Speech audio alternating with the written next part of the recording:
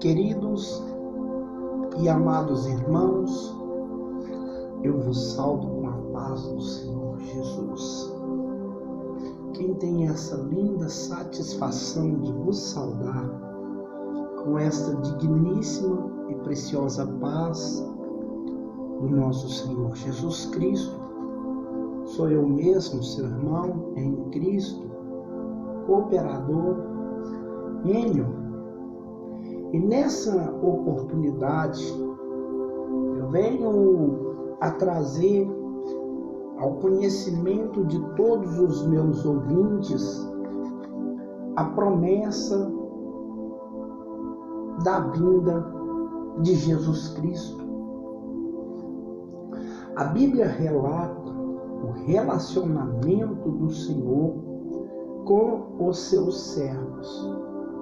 Dentro dessa relação, sempre há uma promessa feita por Ele para com aqueles que o servem. As promessas do Senhor jamais falham. Essa é a confiança que temos nele.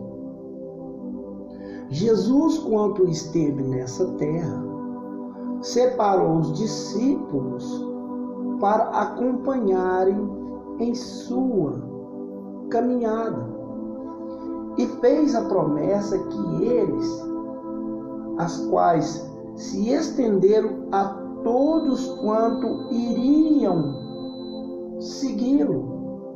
Dentre as promessas, a maior é o seu retorno para buscar os seus seguidores. Ele tranquilizou seus discípulos com essas palavras, no intuito de se apresentar a verdade sobre a vinda de Cristo. Com a base das Escrituras Sagradas, apresentaremos nesse comentário, no nosso assunto, que retrata a importância da doutrina bíblica. De acordo com a visão pré-milenista e pré-tribulacionista, para tanto discutiremos num primeiro momento sobre a promessa da vinda de Jesus para arrebatar a sua igreja. E a seguir veremos o desenrolar da promessa na história. A promessa da vinda de Jesus Cristo. Jesus, antes de partir, ele fez uma promessa para a igreja de que ele retornaria para levar para junto dele. Essa promessa mais importante para o salvo constituir a base da sua própria fé. Queridos, a igreja primitiva se apegou a essa promessa e esperava ansiosamente para esse momento. Embora o Senhor tenha dito que o dia e a hora ninguém sabia, só o Pai. Os crentes daquela época viviam como se o arrebatamento fosse de repente. Ainda no tempo deles, eles acreditavam sim dessa forma. Nós vejamos algumas características do povo de Deus daquela época, que guardavam o cumprimento da palavra de Jesus Cristo sobre o seu retorno, encontrada basicamente no livro de Atos dos Apóstolos.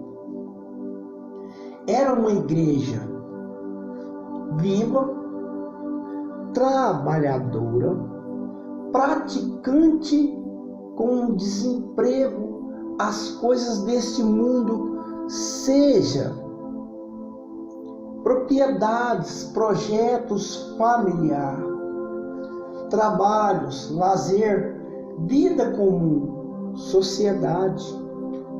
Não se mistura com as demais pessoas, mas viviam separados, não aceitava o modo de vida pagão, demonstrando serem diferentes em tudo. Tudo era como entre eles. Alguns chegaram a vender as suas posses e depositar o dinheiro aos pés dos apóstolos, para que fosse repartido com os mais pobres. Reunia-se nas suas casas todos os dias, partindo o pão e orando e buscando o Senhor.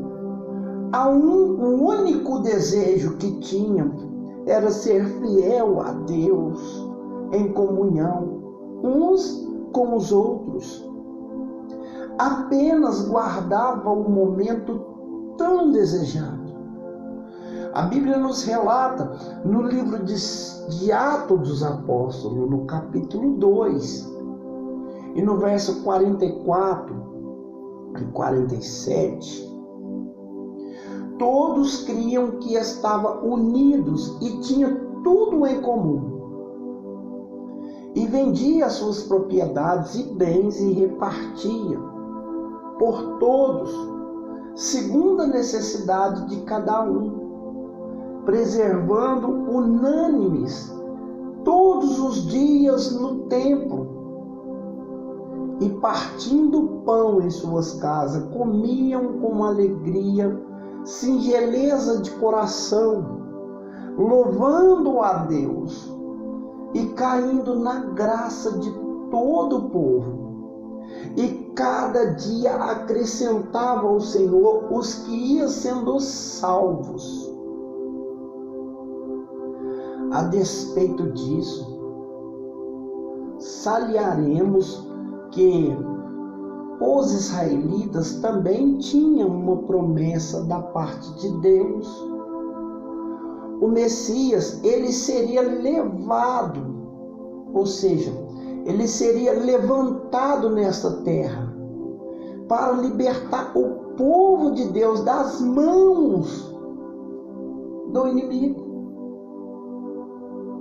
e levá-lo às condições de cabeça sobre as nações, inaugurando, queridos, um reino que jamais seria derribado. Porém, o Messias prometido veio, mas os judeus não o receberam e rejeitaram, o desejado das nações. Por causa dessa rejeição, a bênção foi estendida aos gentios, povo considerado pelos judeus como imundo e sem direito algum à promessa do Senhor. Deus demonstrou seu grande amor e misericórdia, estendendo a mão a um povo que não conhecia, para colocá-lo na mesma condição dos israelitas, fazendo da mistura de todos eles, judeus, gentios, pela sua graça, um só povo, que passa a ser chamado noiva do Cordeiro, sacerdócio real, povo adquirido, igreja, que fala o apóstolo João, em João capítulo 1, do verso 11 até o 13. Esse povo, a igreja, foi edificada nessa terra pelo próprio Senhor Jesus, que para isso deu a sua vida e garantiu que nada poderia abalar as estruturas, fazendo prevalecer contra os inimigos. Jesus se colocou como pedra sobre a qual ela seria erguida. De fato, pela sua morte e ressurreição, ele garantiu a vida da igreja. E pela sua segunda vinda, selará a promessa, fazendo com que seja cumprido cabalmente entre a promessa do seu cumprimento final. Há um período de tempo que já dura mais de 2000 anos. Tempos que se assumem alguns nomes, como plenitude dos gentios, ou tempo da graça, que está escrito em Mateus 16, do 16 ao 18. Respondeu-lhe Simão Pedro: Tu és o Filho de Deus vivo. Disse Jesus: Bem-aventurado és tu, Simão Barjonas, porque não foi a carne nem o sangue quem te revelou, mas meu Pai que está no céu. Pois também eu te digo, tu és Pedro, e sobre esta pedra edificarei a minha igreja, e as portas do inferno não prevalecerão contra ela. O tempo dos gentios começa basicamente quando o ungido é tirado, de acordo com a profecia de Daniel, no capítulo 9 e no versículo 27. E só termina quando Cristo pisa novamente a esta terra para inaugurar o seu reino. Lancemo-nos a mão no livro de Daniel para entendermos melhor este período de tempo, como foi visto na unidade anterior. Daniel teve uma revelação sobre as 70 semanas de anos revelados, que eram reservadas ao povo de Israel, como a morte e ressurreição de Jesus. Completaram-se as 79 semanas, restando a última semana de anos, ou seja, a Septuagint, a semana de Daniel. Entre uma e outra, há esse espaço de tempo na qual é formado a igreja do Senhor Jesus Cristo, como pessoas de todas as tribos, línguas e povos. Quanto tempo durará esse período, nós não sabemos, mas podemos analisar a história para vermos como Deus lidou com a sua segunda vinda desde o início. Em Atos dos Apóstolos, no capítulo 15 e no verso 12 e 14, está relacionado assim: Então toda a multidão se calou e escutava a Barnabé e a Paulo, quando contavam quantos sinais e prodígios Deus havia feito por meio deles entre os gentios. Depois se calaram. Tiago, tomando a palavra, disse: Irmãos, ouve-me. Simão relatou como primeiramente Deus visitou os gentios para tomar dentre eles um povo para o seu nome. Que precioso! Em Romanos, o apóstolo Paulo chegou a relatar no livro de Romanos, no capítulo 11 e no verso 25, porque não quero, irmãos, que ignoreis a este mistério, para que não presumais de vós mesmo, que o endurecimento veio em parte sobre Israel, até que a plenitude dos judeus haja entrado.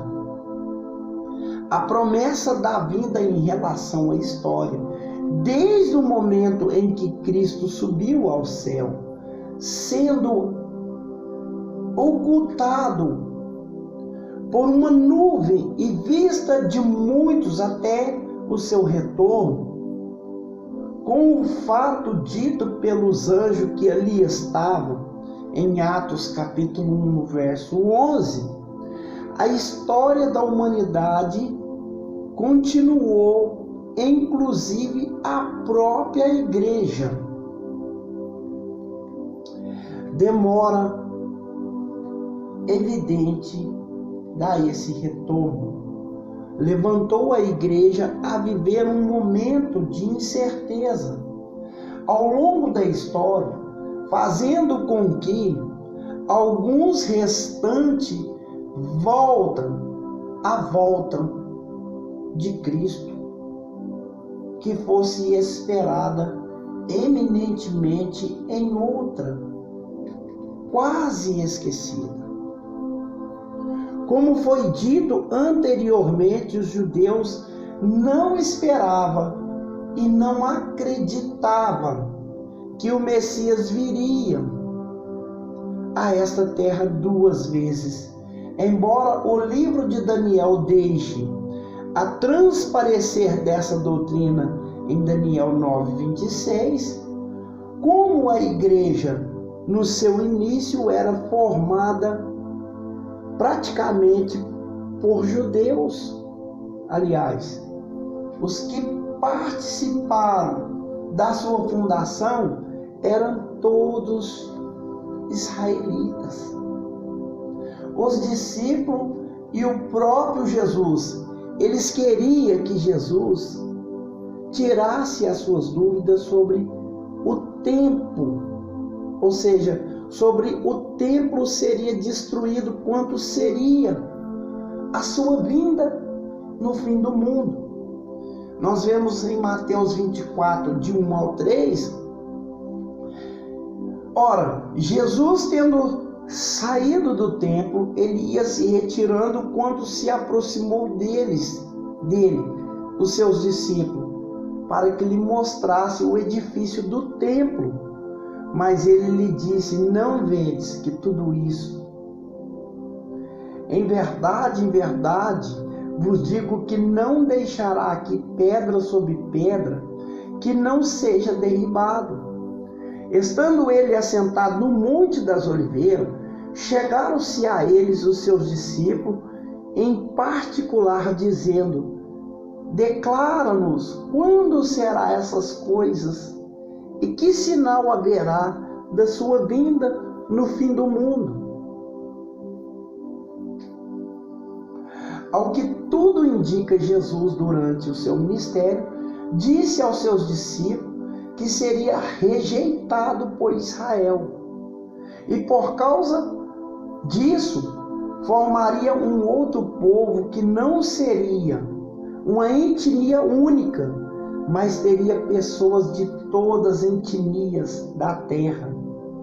A oportunidade seria para todos através da pregação do Evangelho. Findando com a segunda vinda de Cristo, portanto, estamos vivendo hoje o momento da igreja. Ou, como muitos gostariam de chamar, período da graça de Deus. O tempo em que o Espírito atua livremente, de maneira intensa na vida dos homens, e mulheres que aceitam a Cristo como Senhor e Salvador das suas vidas. Esse hoje denomina de um dia aceitável do Senhor, que se encontra em Lucas capítulo 4, 18 e 19, e também em 2 Coríntios capítulo 6, no versículo 1 e 2, que quando cessar, marcará o início do dia da vingança do nosso Deus, que está em Isaías 61, 2. Quando todos aqueles que rejeitaram a salvação em Cristo receberão o castigo eterno. Em 2 Tessalonicenses, no capítulo 1, e no versículo 7 e 8, o apóstolo Paulo relatou o seguinte: e a vós que sois atribulados, alívio juntamente conosco quando o céu se manifestar o Senhor Jesus com os anjos do seu poder em chama de fogo, e tomar vingança do que não conhecem a Deus e dos que não obedeceram ao Evangelho do nosso Senhor Jesus Cristo. Sobre o retorno de Cristo, as Escrituras nos ensinam que a igreja, no seu primórdio, guardava ansiosa para esse dia. Os escritos apostólicos apresentam esse momento como um fato real e esperançoso para os salvos, ainda nos dias de seus dias, até o fim do primeiro século da igreja era cristã. A sua vinda era tão guardada que o apóstolo Paulo teve que doutrinar os tessalonicenses sobre este evento de Cristo, pois estava preocupado sobre o que aconteceria com os cristãos que morreram sem ver a volta de Jesus, pois pensava que esses cristãos estavam perdidos. O livro do Apocalipse, escrito por João, ele finaliza da seguinte forma: ora vem Senhor Jesus. Apocalipse 22, 20. Como passa o tempo? Como passar desse tempo? A atenção dos primeiros cristãos se voltou para outra prioridade, pois perceberam que Cristo não veio para a sua época, e não havia indicação em que viria já, principalmente quando acessarão as perseguições da igreja, na época em que Constantino se tornou o imperador, praticamente obrigando a todos os pagãos se converter. Como apogeu da igreja romana, passou a predominar a milenismo. Não cria no reino milenar, literal de Cristo com seus santos nessa terra. Isto é, percebido do credo dos apóstolos formulado em Roma por volta do segundo século, que dizem que um dia das suas partes desceu ao inferno e ao terceiro dia dentre os mortos subiu e se assentou à mão direita de Deus Pai Todo-Poderoso. Dali viria julgar os vivos e também os mortos. Não se refere uma vinda para arrebatar o seu povo, antes desse fatídico julgamento, quem sistematizou essa doutrina milenar foi a filosofia e os teólogos. Agostinho,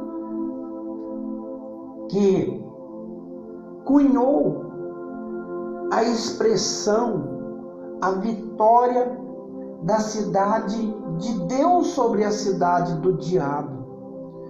Quando chegamos ao período das reformas, esses pensamentos distorcidos da palavra de Deus ainda prevaleciam, pois a igreja romanizada tinha outras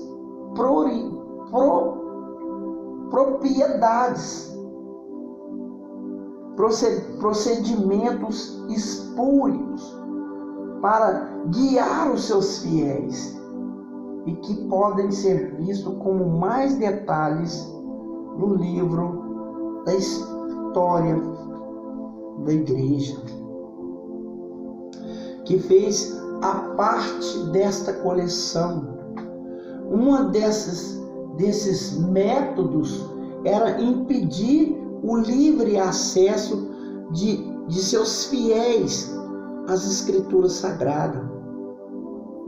Por causa disso, os reformadores empreenderam-se esforços para retornar à palavra e dão ênfase aos estudos, à interpretação da Bíblia, relegando a doutrina da escatologia. Não que desprezassem, mas o enfoque era outro. Martinho Lutero, o Calvino e outros reformadores tinham conceituado, formando sobre essas doutrinas. No entanto, deu a maior atenção à doutrina da salvação. A partir do século XIX, a ênfase sobre a doutrina das últimas coisas voltou com força atual e passou a ser não somente ensinada, mas esperada em certa expectação. Entramos no século XX, o mundo passou por 2 guerras mundiais que abalaram as estruturas da humanidade, e o medo de um fim passou a tomar conta das pessoas. Havia um ditado popular que dizia: 1000 passarão, 2000 não chegará. Junto com esse acontecimento, surgiu o movimento pentecostal, cujo a ênfase estava nos dons espiritual do Espírito Santo e na volta de Jesus. Esse foi um avivamento sem igual, que reavivou a esperança dos crentes sobre o arrebatamento da igreja. Nesses últimos dias, entanto, essa esperança sofreu um revés e o destaque recaiu sobre o movimento e a liturgia que dão enfoque a um paraíso terreno, balizado pelas diversas modalidades de teologias de prosperidade, em que mesmo o cristão segue a tendência do mundo atual, ou seja, a ter sobrepujo em tudo a ser no século XXI, que está sendo caracterizado por um tempo de mecanismo secretismo, ou seja, todo ou qualquer caminho no final leva a verdade absoluta a Deus. Não há anseio pela volta de Cristo, mas sim a satisfazer todos os desejos do coração em nome da fé ecumênica, gospel. Mas a Bíblia afirma em Salmo, no capítulo 125 e no versículo 1, aqueles que confiam no Senhor não se abalarão. Serão como os montes de Sião, que não se pode se abalar, mas eles se permanecem para todo sempre. Em meio a tantas incertezas, distorções, há pessoas que têm temor de Deus e que amam a sua palavra e que vivem neste mundo longe do pecado e que guardam o favor da volta de Cristo. O crente não pode nunca se cansar de meditar nessa mensagem, que é a razão da sua existência e luta. Jesus breve virá. A vinda de Jesus para arrebatar a sua igreja é uma promessa que teve vários momentos na história do povo de Deus. Como você analisa essa promessa em relação à igreja de hoje? Nós temos que nos preparar. Que Deus possa te fortalecer para entender que a vida de fidelidade te causará um arrebatamento. A vida de fidelidade te causará uma salvação na qual o dinheiro não pode pagar, na qual a sabedoria do mundo não pode te relevar. Somente a fé, a perseverança, a santidade e a persistência em caminhar em novidade de vida nos causará esse tão esperado dom, esse tão esperado evento. Que Deus possa te abençoar. Aquilo que eu não falei, que o poder do Espírito de Deus permaneça a revelar nos seus pensamentos e sentimentos. Deus abençoe e fiquem todos na paz do nosso Senhor Jesus.